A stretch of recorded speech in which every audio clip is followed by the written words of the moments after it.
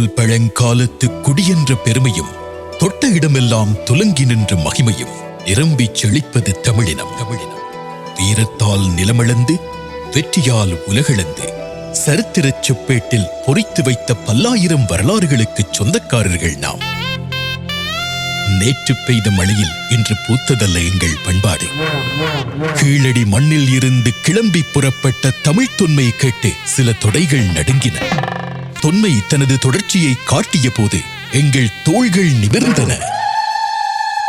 இயற்கையோடு இணைந்து ஆறத் தெழுவி வாழ்ந்த தமிழியல் வயற்காட்டில் பயிர் வளர்த்து பகலவனுக்கு படையல் வைத்து நன்றி பாராட்டியது. பொங்கல் என்ற ஒரு பெயர் சூட்டி அதனை திருநாளாய் சீராட்டியது.